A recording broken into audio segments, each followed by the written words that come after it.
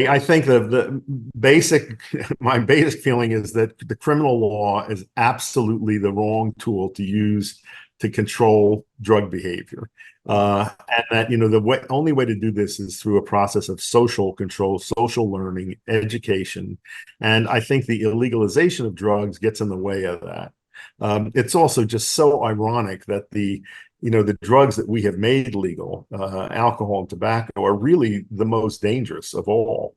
And the government profits from these through taxes. Most people don't know this, but on the U.S. Capitol building on the Senate side, the columns are decorated with tobacco leaves at the top as a gesture of recognition of the importance of that crop in the U.S. economy. So, that's completely crazy backward. And if you look around the world, and I've done this, looked historically, in every country, some drugs are considered okay and their use is encouraged, and others are considered bad and are tried to be prohibited. But there's no agreement from country to country as to which ones are the good ones and which ones are the bad ones.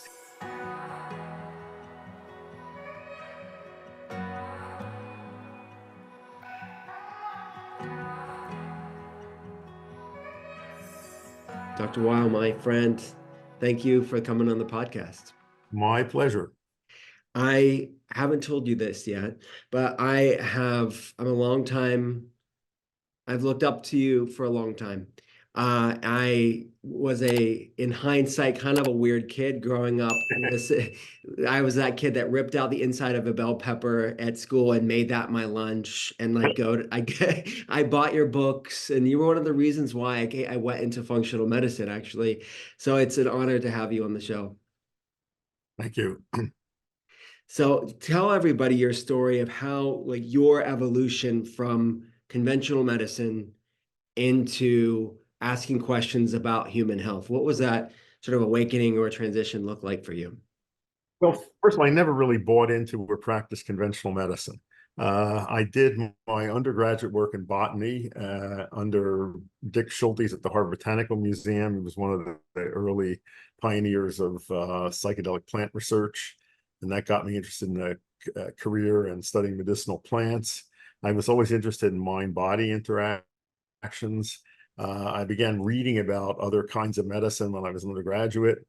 And then I went to Harvard Medical School, and I never really thought I wanted to practice that kind of medicine. I thought it'd be useful to me to have that education and a medical degree, which it has been.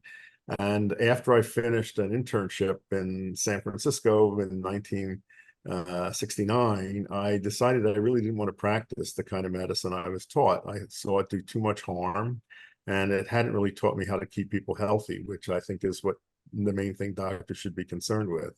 So I dropped out of medicine. I made my living for a number of years as a writer. I found ways to travel around the world and look at various kinds of healers, everything from osteopaths who did manipulation to herbalists, shamans. I did that for a number of years. And when I came back to the US, I began writing about my ideas on medicine. And people started showing up at my doorstep wanting me to treat them, even though I did not envision myself doing that. And I called what I did at first natural and preventive medicine, and later came to call that integrative medicine.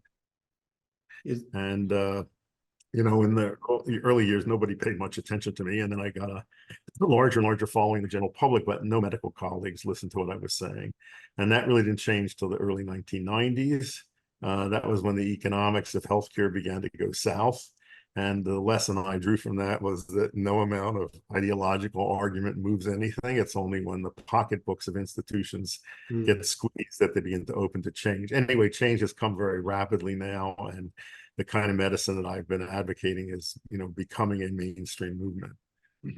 Wow. So you're saying when you were originally doing your writing about natural health, integrated medicine, what year was that? We're talking the 70s and 80s then? Yeah, my early books were about drugs and the mind, and then I think my first book on health and medicine was about 1983. Got it. All right. So I know there's a story. I'd love to learn more about it and for you to tell everybody about LSD and administering it to people unknowingly, and kind of that being a catalyst for you. What happened there? Well, I was fortunate to have personal interactions with really all the greats of the early psychedelic movement. I mentioned Schultes, but I knew Albert Hofmann, who was the discoverer of LSD. I was a good friend of Alexander Shulgin, the great mad chemist who invented MDMA and a lot of other substances. I knew Gordon Wasson, who was the pioneer of psilocybin research. I knew Paul Stamets when he was just barely out of being a teenager. So, I've had interactions with, all those people.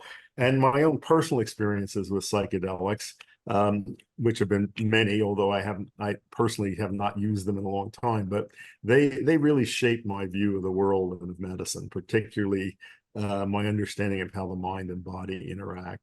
And I think I've just seen tremendous potential for their use, and I hope soon we'll be able to make them available. Got it.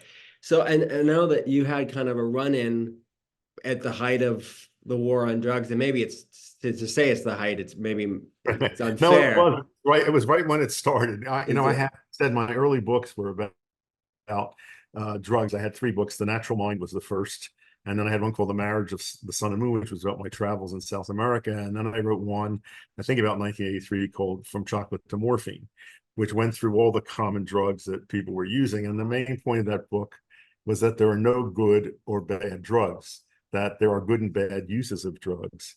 And people did not want to hear that. This was right at the time that Reagan started the war on drugs. And so my book was targeted, it was banned from libraries, and there was a really campaign to prevent me from speaking places. A lot of that was led by Nancy Reagan, and she had a partner, a senator from Florida, Paula Hawkins, and they worked for a group called Partnership for a Drug-Free America, and they were really out to get my books banned and so forth. And I was quite delighted when I learned that that group took large money donations from the U.S. Tobacco Company, which is the main manufacturer of smokeless tobacco. Wow.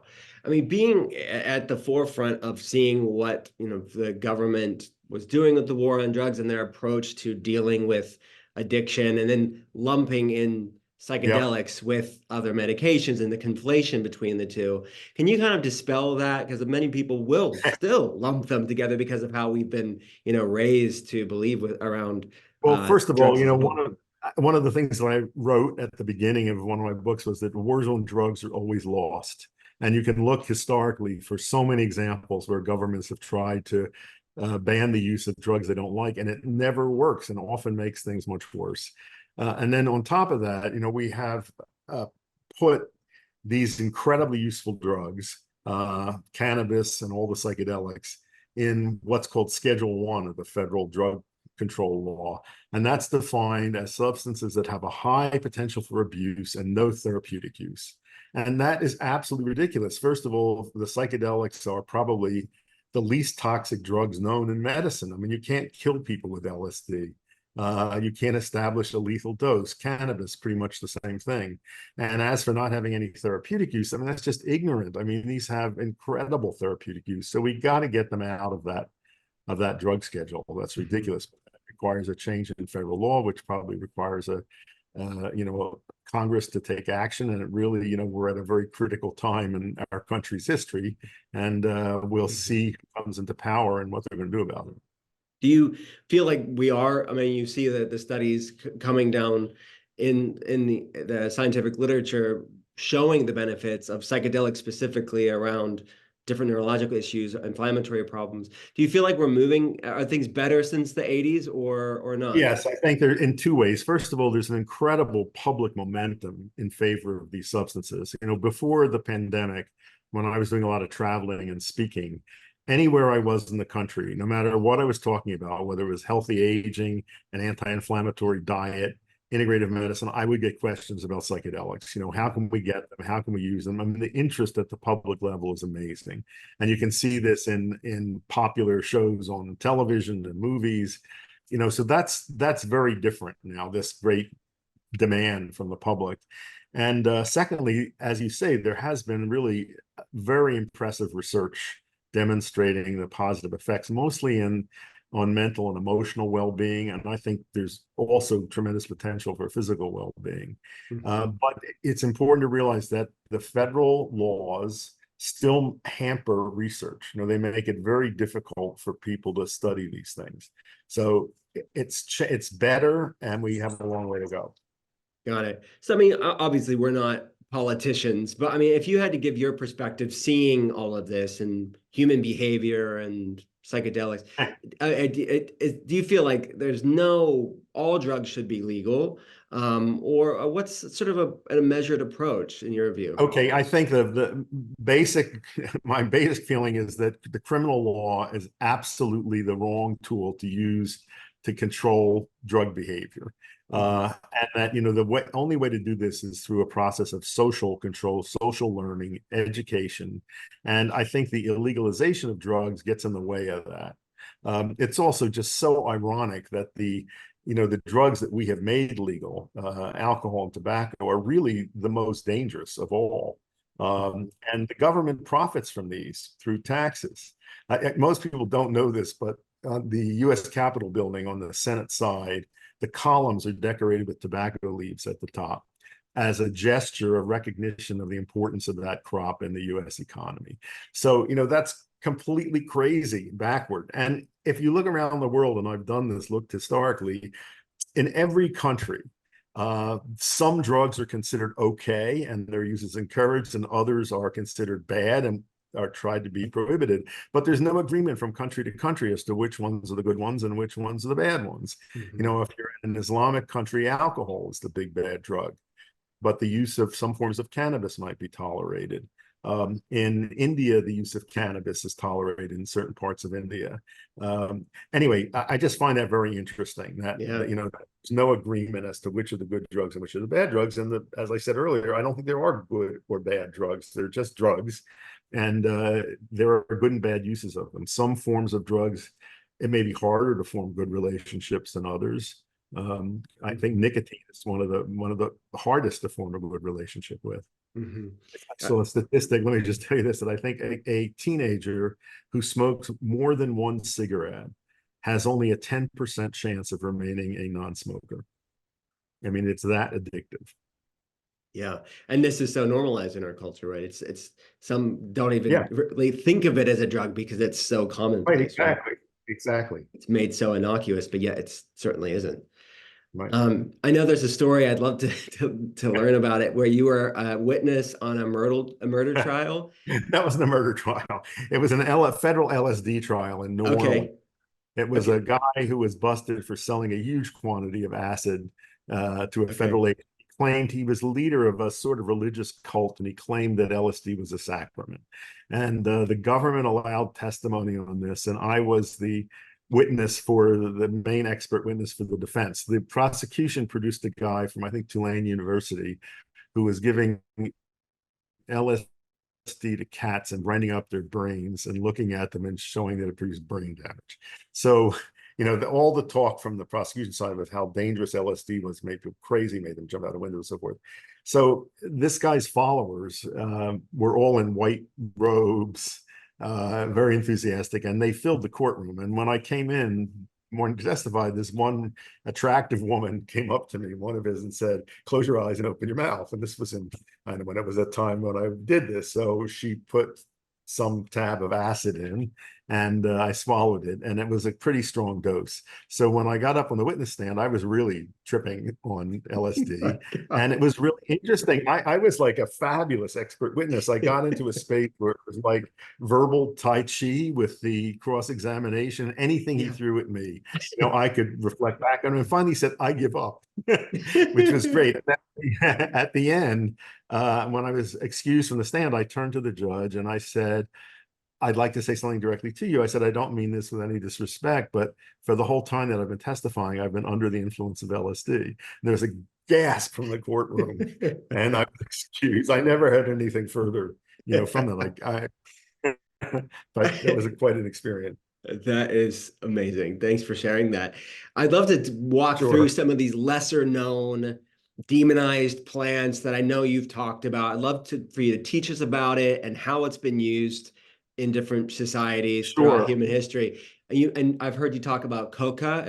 Can you talk about Yeah, that's one Coca? of the ones that I've been campaigning for many, many years. When I first went to South America, this was in 1965.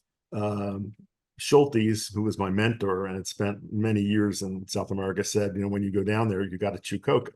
So I did, and I loved it, and I began studying coca. And it is an incredibly, first of all, it's a sacred plant to millions of indigenous people in both the Andes and the Amazon. It's a major medicinal plant, especially useful for GI problems, but also controls blood sugar. And it is not cocaine, and it is very different from cocaine. There's a tiny amount of cocaine in coca, but there's other substances that modify the effect of cocaine.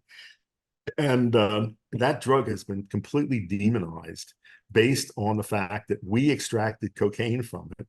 And that's created all these problems up here. And where we blame the plant for that. So under international law, the UN, this is class of same thing. It's in a very difficult drug schedule that completely ignores the sacred and cultural uses of the plant. So I have been trying for years to get Coca legitimized. It's actually in Schedule 2 up here, which is kind of a mistake. That means it's available for therapeutic use. And that's because cocaine is used in medicine. I mean, there's no availability of coca up here, but that makes it easier to deal with.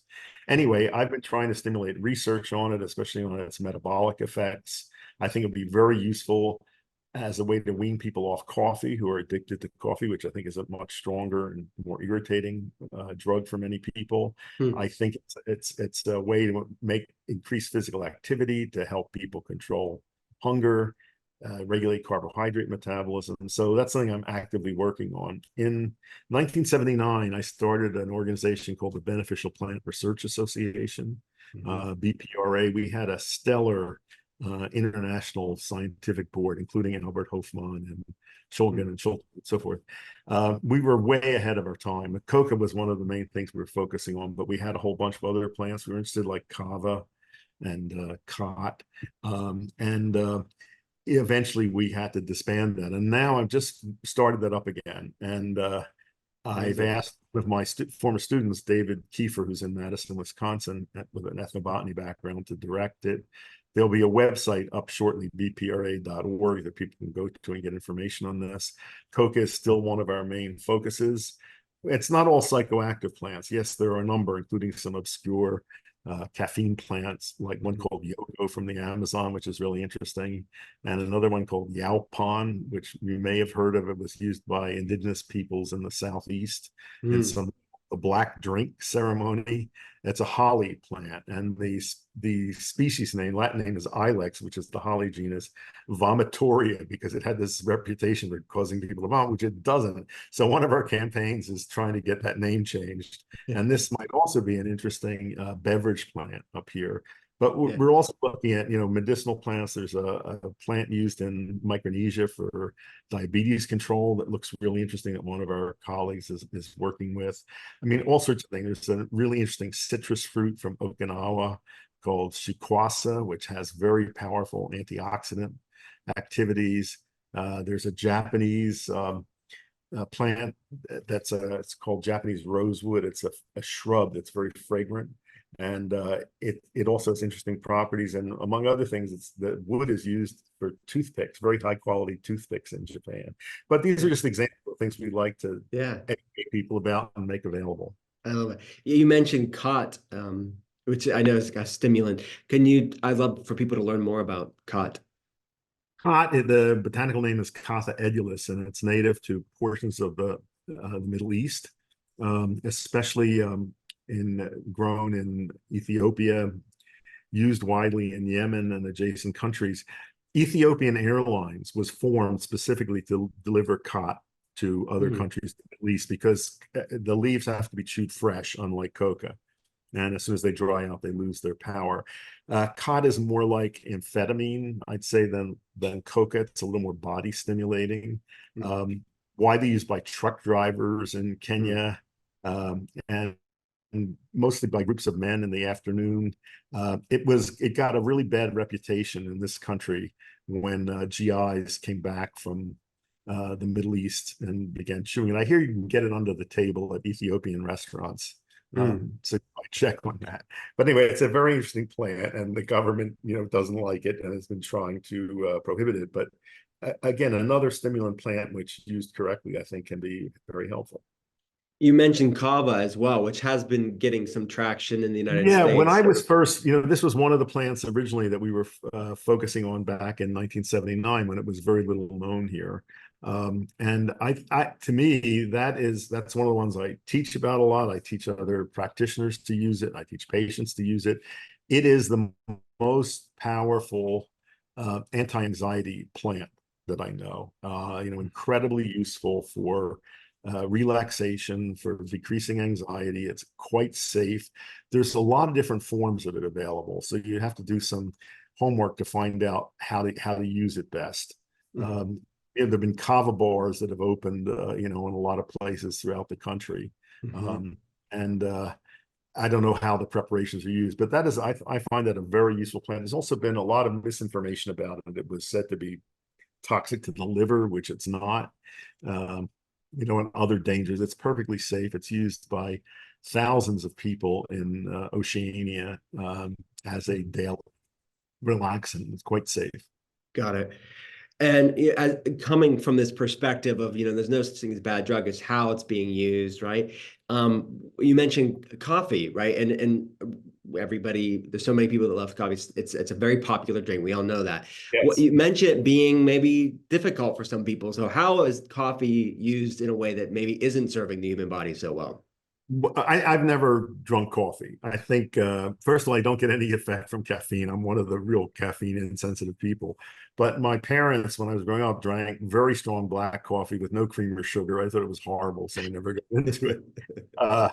When people offer me coffee, I like to say I don't touch hard drugs, because I like to call people's attention to the fact that coffee is a drug, and it's used completely unconsciously. There is a very wide spectrum of sensitivity to coffee. I know people that can drink a pot of coffee before going to bed, doesn't affect them. And I know other people who have no idea that the 1 cup of coffee they have in the morning is the reason they can't sleep at night. Also, for many people, coffee is physically addicting. And, if you stop it, you get a withdrawal syndrome, which begins as fatigue and then a vascular headache, which can be paralyzing. It's real physical addiction. So you want to find out where you are on that spectrum of addictivity and sensitivity to the effects. When I was actively seeing patients, I used to say that I would produce one miracle cure a week by getting somebody to stop drinking coffee. And this was everything from anxiety to rapid heartbeats to headaches to urinary problems to digestive problems, all sorts of things. And people had no idea that the coffee was the culprit, and no doctor had ever told them that, because we're so unconscious about its use. So your advice would be to find out if, how sensitive you are to caffeine, and people that aren't sensitive to caffeine, you think it can be used in a way that coffee is different. Coffee is stronger than other forms of caffeine. I don't see that kind of addiction with tea. I mean, I've met very rare individuals who have withdrawal if they stop drinking tea, but with coffee, it's pretty common. So the first thing to do is see what happens when you stop. Do you get a withdrawal reaction? And if you are physically addicted, then maybe you want to pay attention to how much you're using. And then also just try to see how it might be affecting your body, because it is a very common cause of digestive problems, of bladder problems, of cardiovascular stuff, and anxiety and insomnia. I'm not saying it's bad. There's research demonstrating the antioxidant effects of coffee. I'm a great fan of tea, especially matcha green tea. Yeah. But I'm going to talk to you about the matcha. Okay, I know you love matcha, and I want to get the details of the best cup of matcha coming from Dr. Weil. You mentioned marijuana, and I've seen studies showing, consistent use is associated with degeneration of certain parts of the brain. And then I know people that have autoimmune conditions. It's a lifesaver for them as far as pain and some of their symptoms. So back to your point of like bioindividuality and what works for that person. But what's your take on that? I mean, I think cannabis on a physical level is really, really safe. And I think these articles that come out periodically about, brain problems and all this, I think these are vestiges of reefer madness, and there really is no scientific basis for that. Got it. So even regular recreational use, you don't see an issue with that. I know people that smoke it from morning to night, and probably that's not a great idea. I mean, first of all, smoking anything that frequently may not be a good Yeah. idea. But with marijuana, and this is, I think, even more than with other things that I've mentioned, the individual variation is just enormous. I mean, I know people that if they smoke pot before they go to bed, they say it helps them sleep. And other people say if they smoke in the evening, they can't sleep. So there's that kind of, division in response to it. And that's one of the reasons why it's a little tricky to use medicinally, because Mhm. it's so individual. Yeah. I have an interesting question for you. It's kind of off script, and not that I have a script, but these things are Yeah. always coming to me. But as I mentioned earlier, asking you about policy, government policy, also, I'm going to shift to the thoughts that I have around um, theology and spirituality. And I'm fascinated by the stories that people get with psychedelics. And many people see the same vision. Yeah. And I don't know if you read, I forget the book. It's about all about the pagan continuity hypothesis. I don't know if you're familiar with that Yeah. concept that basically a lot of spiritual texts, including the Bible, were at least in part inspired by the psychedelic, so they called the Kukion, like the ancient Yes, that was Romans, right. Exact Greeks. Yeah. Greeks. Yes. So, can you talk about that? What are your thoughts? I think the history around it's fascinating of how psychedelics inspired modern day religions. Well, I think there's a lot of history there. One is that you mentioned there was this ritual called the Eleusinian Mysteries that went Yeah. on for hundreds of years in ancient Greece, that all the great Greek minds, participated in, and it involved drinking a potion. And scholars have had no idea what this is about until Gordon Wasson and Albert Hofmann, and a classic scholar, really proved that this was made from a preparation of ergot, which is a natural source of an LSD-like compound. So I think you can see this around the world, that use of psychedelic substances associated with religion. And also in modern day, I think, well, first of all, I know personally many people who had no interest in spirituality or spiritual awareness until they had psychedelic experiences. And now there has been research, especially at Johns Hopkins, which is a very active center for psychedelic research. They've done, very good studies showing that a single dose of psilocybin can make people suddenly aware of spirituality. So I think that's a tremendous potential there. Yeah, it is fascinating.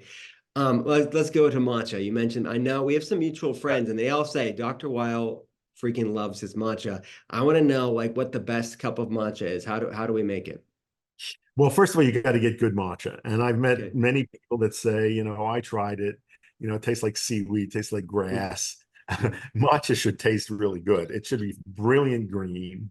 It's a very fine powdered tea, and it's got such a big surface area that it oxidizes very quickly if it's exposed to air or light or heat, and it loses that bright green color. It turns yellowish or brownish, develops a bitter taste. So the first thing is you got to get good quality matcha. I like it just plain in either hot or cold water, un, unsweetened. You can use an electric whisk to mix it up instead of a traditional bamboo whisk. Um, I think it's wonderful. I mean, it's just beautiful to look at. It tastes great, and it has a different kind of stimulant effect from coffee. I think mainly because it contains another substance called L-theanine, Mhm. an amino acid that has a relaxant effect. So many people say that the effect that they get from matcha is calm alertness, Mhm. uh, relaxed stimulation. I think that's quite unique. And I started a matcha company with a friend of mine some years ago, and we import very high quality matcha from Japan, and you can find it on the site matcha.com, and it's really, really good. So you own matcha.com. Is Yes, that yeah, I'm the founder of that with my colleague Andre Fasiola, the Japanese who that we work with couldn't believe that we got that URL. That was a great coup. It's a good find, good find. Yeah. I know you advocate for and talk about what you call a green Mediterranean diet. Teach us about that. What's it entail? Okay, first of all, the amount of scientific evidence for the benefits of the Mediterranean diet are overwhelming. I mean, this is really looks like the healthiest way to eat. Um, I think the conventional Mediterranean diet can be improved a bit. I developed an anti-inflammatory diet from it by adding Asian influences to it, such as green tea and turmeric and mushrooms. But basically the bottom of the this pyramid is mostly fruits and vegetables. Animal foods are a small proportion, with an emphasis on fish. Olive oil is a main, cooking fat. Um, truly whole grain products in moderation. And I put dark chocolate at the top of my anti-inflammatory pyramid because I think it's a healthy food. I love it. So we've been talking a lot about psychedelics and how the psychoactive aspects of them and kind of shifting change to the nervous system and our state. Breathwork is another path for people that I know you talk a lot about, that you endogenously just naturally kind of tap into these centers. What's your favorite type of breath work? And let's start there. What's your favorite type of breath work? Well, I like simple and effective. So there is a particular yoga technique that I teach called the 4-7-8 breath. That's very, it's just inhaling through your nose to count of 4, holding your breath for a count of 7, and then blowing air out through your mouth to count of 8. Doing that for 4 or 8 breath cycles regularly. And this really changes the tone of the involuntary nervous system. Most people in our culture have an overactive sympathetic nervous system. It's the fight or flight response. And this is a very effective way of changing that, of increasing parasympathetic tone, the relaxation response. I think was initially when I started doing this, I was one of the only doctors who was teaching people how to breathe. Now I'm very happy to see that there's more attention, there's books about it, but still it's very under researched. And the reason is that researchers don't take it seriously. How possibly can anything work that doesn't involve a drug or a device? But the fact is, when you are manipulating breath, you are changing brain chemistry and brain function now very dramatically. And it's a practice. It's something you have to do over time. You're putting a signal into your nervous system. But the advantages of it are it's free. It doesn't require any equipment. It takes very little time, and it's remarkably effective. Yeah. How often do you think someone should be practicing breath work intentionally? I think every day you should be putting some attention on your breath. I mean, the simplest kind of breath work is just to pay attention to your breath. Yeah. That's the basis of many meditation systems. So without trying to influence, just putting your attention there. I think that is a very safe place to have your attention. Unlike thoughts or images in your mind, which are often the source of, anxiety, anger. So just practicing detaching your attention from thoughts or images and putting it on your breath, that's a very useful practice. And then trying to change the ratio of inhalation to exhalation, breathing through your nose rather than your mouth. I mean, those are all just some basic principles of breath work. I think breathing is the most vital function in the human body. And so, you want to work with it. Yeah. What do you think of holotropic breath work? Is there a place for it in your view? Yeah, sure. That's a specialized technique, and it was developed by a man named Stan Grof, who was one of the early pioneers of LSD research way back, there was research going on. And I think as the society turned against psychedelics, he wanted to find a drugless method of producing altered states, and he came up with holotropic breathwork, which is rapid in and out breathing with a guide present, often with very emotionally evocative music playing. And people who do this have very profound altered states of consciousness that can be directed in useful ways. So I think that is a very specialized technique. You need to do it with someone, but I think it has its uses. I mean, you are such a pioneer in all these spaces. As you mentioned, you were the only the voice for herbs Right. and foods and breathwork in the 70s and 80s and 90s. Do you feel like, do you look back over your life and say there's something that was governing that, or was it no? What's the, I Yeah, guess, the secret to that? I follow my inner wisdom, and my intuition. And even in the years when I said I got really no validation externally, I knew that what I was doing was right. So I kept at it. And as I said, it's very gratifying now to see the momentum that this movement has. There Hmm. is integrative medicine, there's textbooks of it, there's most medical schools are offering some training in it. Hmm. Our center at the University of Arizona, uh, which focuses on training health professionals. We've now graduated 3,000 physicians from our Amazing. intensive fellowship training, and they're in practice all over the country. So this is, it's a rapidly growing movement. Yeah, amazing. You're the founder also. I mean, if that wasn't enough, everybody, you're also the founder of one of my favorite restaurants, True Food Kitchen. I talk about TFK on the podcast on the regular. You're welcome. You Great. can sponsor me later. But the what's your favorite? What was the, I guess, what was the genesis of Okay. that? How did that First of come to all, be? where are you, Will? Which true food do you get? Well, look, here's the deal. I'm in Western Pennsylvania. You need to get one in Pittsburgh. Okay, I'll put that on the list. But So, I've gone all around the world. I've okay, gone to all of Florida, California, Arizona, good, everywhere. I go if there's a city that has a TFK in it, I go there. great. So I'm a very good home cook, and over the years, people have said to me, "You ought to open a restaurant." I was never tempted to do that because I knew nothing about the restaurant business, and it looked like a very tough business. So I was never tempted about that. And then about I think it's 11 years ago, a friend introduced me to a very successful restaurateur in Tucson. And I proposed him the idea of creating a restaurant that served delicious food that was also healthy. He didn't get it. His response was, health food doesn't sell. And I think he thought I meant tofu and sprouts. So I invited him and his wife to my home. I cooked dinner for them. They liked the food. And his wheels started to turn. And he said, he was willing to give this a try. We opened the first True Food in Phoenix right as the economy tanked. Everyone said we were crazy. And from the moment it opened, people streamed in. And my partner said, well, that doesn't mean anything because, whenever you open a new restaurant, people are going to come. So after a month, it was like busy constantly. And he said, doesn't mean anything. You can't tell from the first month. After 2 months, he said the same thing, doesn't really mean anything. And then finally, after 3 months, he said, well, I've never seen anything like this. And he said he'd never had people come up to him on the street and hug him and thank him for opening this place or begging him to open one in Cleveland or Yeah. wherever. So, Yeah. it's been, I think the secret of our success is, first of all, we offer something for everyone, that if you're a vegetarian, if you're a meat eater, if you're vegan, if you're gluten-free, we can serve you. And the food is tasty and beautiful, and it happens to conform to, principles of good nutrition. The main obstacle I run into when I try to talk to people about eating well is they think it means giving up everything you like. Hmm. And that health food tastes, it's either boring or awful.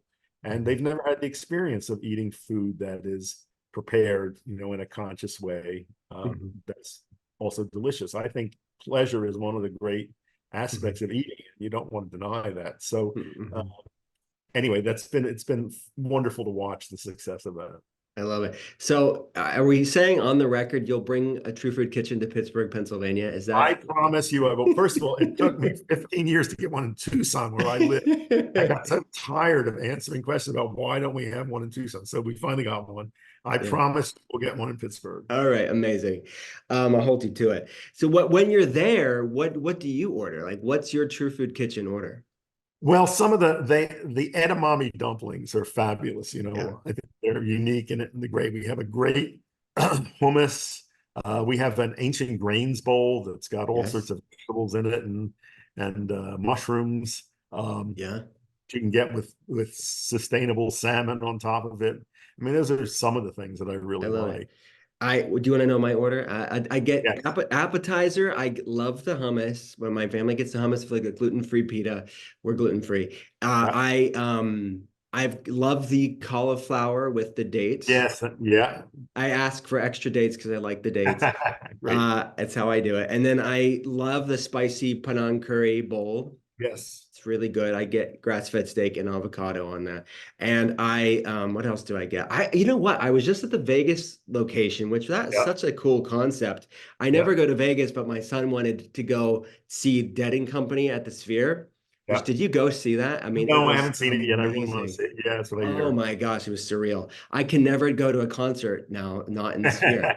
It was that it broke me. But I got there, I saw they had this new air fried gluten-free chicken, which when do I get to have like, Yeah. have you tried that yet? It's so No, I good. haven't. How was it? Was it good? So good, so Okay. delicious. And I get for dessert, they have this new sourdough cookie. I've been getting that with ice cream and the matcha horchata. I love the Good. matcha All horchata. right. Fantastic. Yeah. Good. Well, If I'll you get you one in Pittsburgh. can you tell I'm excited? Good. All right. So what do you have coming up? Like what's new in your life? What's up and coming? I'm 82 and I'm stepping back from a lot of what I've done. I turned our center over to a new director. I'm not writing anymore. I feel like I've written everything I have to say. So I'm kind of sitting back and watching and thinking what I want to do. Now, the Beneficial Plant Research Association is one of my passions.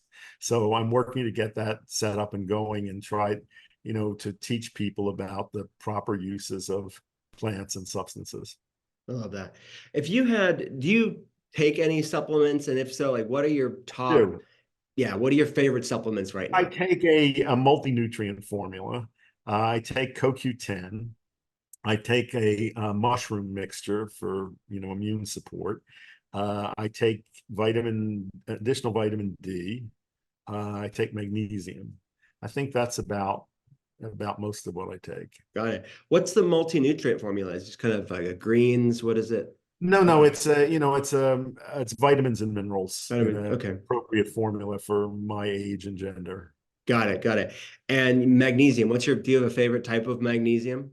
Well, you want to avoid magnesium oxide, which is not very soluble. You want to avoid magnesium sulfate, which is Epsom salts and has more of a laxative effect. Mhm. So I would recommend magnesium citrate or magnesium gluconate or magnesium chelate. Those are very assimilable forms, and it's a completely safe supplement and has many, many valuable benefits.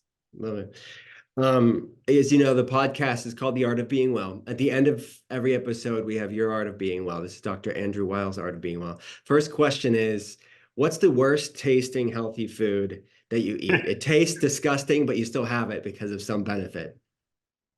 Boy, I really try to avoid all that stuff. Let me say, I like things that taste good. Uh, I can't think. I don't think there's anything that I eat that I really don't like. It's okay. Yeah, some Yeah. people will say like a spirulina or like algae. Some people will say it's like a green juice or celery juice, but nothing, not, you like it all. I pretty much like it all. I don't there's nothing I choke down. All right. What is a place you haven't traveled to that is on your bucket list to go visit? Boy, I've been to a lot of places. I would say, let me think. I've never been to Bali, and it may be too late to go there, but that is one place. I've never been to Chile, which I would like to see. I've been to a lot of places in South America, and I was briefly in Iceland, but I'd like to go back there and spend a little more time. But it's not too late, Dr. Weil. I'll go with you if you want. True, If you want true. to travel, friend, I'll come with you. Okay, all right. What is a place you have been to that is underrated or more people should know about? Well, I went to Palau, which many people have never heard of. It's an island republic in Micronesia in the far west Pacific. Um, and one of my colleagues in the beneficial plants is there, and I actually got a medical license in Palau. It's got some of the best scuba diving in the world, and I really enjoyed myself there. Love it. Shamefully, I only know Palau because my wife loves Survivor, and they filmed a lot of Really? Survivor there. Yeah. They're having a great crisis, and this is one of the reasons they had me come in, is that we've introduced our worst eating habits there since World War II, Wow. and they have an unbelievable epidemic of obesity, hypertension, type 2 diabetes, Mm-hmm. which never existed before. And it's all a result of changed eating habits. Mm-hmm. It's interesting that you mentioned pot because actually I had a guest on a long time ago that would go regularly to Palau Huh. to research kava. It was kava research. Interesting. Huh. Yeah, which, like you said, Oceania, it's kind Yeah. of Yeah. indigenous to that area. All right, what's your favorite besides True Food Kitchen? What's your favorite restaurant in the world? And when you there, what do you order there? You know, I go to Japan frequently, and I love Japanese food, and I've been to some fabulous places in Japan. And one of my one of my favorite Japanese dishes is cold soba. And Okay. there are places where they hand make the soba in front of you. And there's a town outside of Kyoto called Uji, and that's where one of our matcha suppliers is. So I've gone there for it's a big tea growing area, and I just remember this soba shop that is near a very famous shrine in that area, and in the window the guy is making soba noodles and cutting them by hand, and then you get them, and oh boy, that's good. Well, what are soba noodles made out of? Is it Buckwheat. type of buckwheat? Got it. That's what Got it. soba means, buckwheat. Some of the kinds you get are mixtures of wheat and Hmm. buckwheat. But the pure buckwheat kind are the one that I like. That's the authentic kind. Got it. Do you have any favorite biohacks, the different tech devices out there, therapies? Do you like any? No, I don't, frankly. Talk I'll about stick it, Dr. Weil. I stick want to with my hear your breathing. hot take I'll on stick with it. my breathing and my matcha. However, I will tell you that I have one of my dogs is on rapamycin. Uh, Okay. and this, as you know, there's some ongoing studies Yeah. about it increasing longevity in dogs. So we'll see. But she's 10 years old, and at the moment, she's a bundle of energy. She beats up my younger dog. So it sounds good. And my veterinarian is taking it himself. Wow. So for people that don't know, rapamycin, it works on the mTOR pathway, right? The Exactly. longevity. Yeah. Yeah. Yeah. I So don't know. yeah. I'm not ready to take it myself because, there's some concerns. It is an immunosuppressive drug in high doses. I don't think we know all enough about it, but I think in low doses it's safe, and it'd be great if it extends lifespan in dogs. Yeah. Well, yes. Well, let me know. My dog is my biohacker. You know what? I always think I say this to my wife often at times. It is a tragedy. I see it as a tragedy. Maybe I need to switch my thinking or evolve my thinking, but the dogs don't live longer. I mean, they're just I amazing know, I creatures. know, It's I like they're know, gone too soon. I know, I It's know. I've lost the number, and it's very hard. It is never easy. My friend, where can people go to learn about your work? Where do they go to So learn my more? website is drweil.com, drweil.com. The center that I founded is the University of Arizona Andrew Weil Center for Integrative Medicine, and that website is awcim.org. And if you go there, there's a find a practitioner link, and you can locate one of our graduates, wherever you live in the country. There's also all my books, which are all in print and available. So those are some sources. I need to get you out of book retirement and let's do a book together. Okay, I may have to okay, convince you all offline. right. I'm open. My friend, thanks so much for coming on the Yeah, good to podcast. talk to you. I enjoyed it.